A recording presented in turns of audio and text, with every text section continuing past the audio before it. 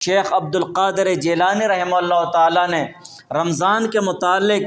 ایک بہت عجیب بات لکھی ہے غنۃ الطالبین میں۔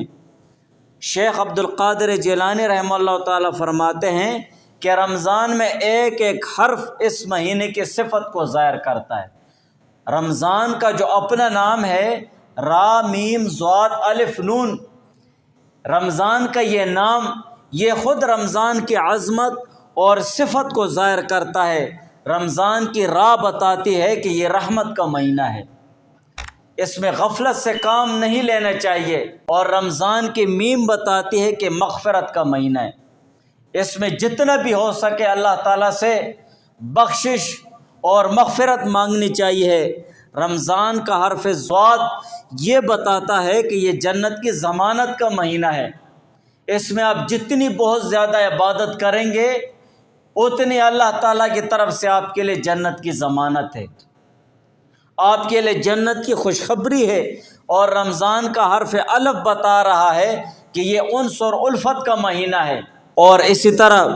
رمضان کا جو نون ہے تو یہ بتا رہا ہے کہ یہ نورانیت کا مہینہ ہے۔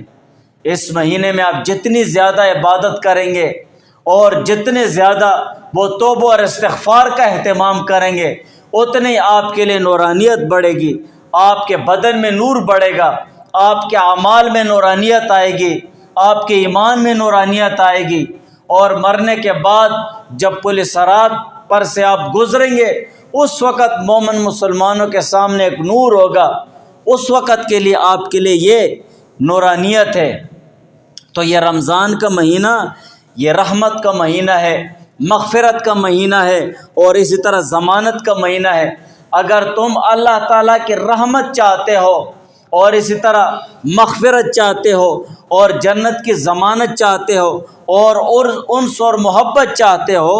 اور اسی طرح اس مہینے میں نورانیت چاہتے ہو تو اس مہینے میں تمہیں ہر طرح کی عبادت کرنی ہوگی۔ اس مہینے میں عبادات کرتے رہو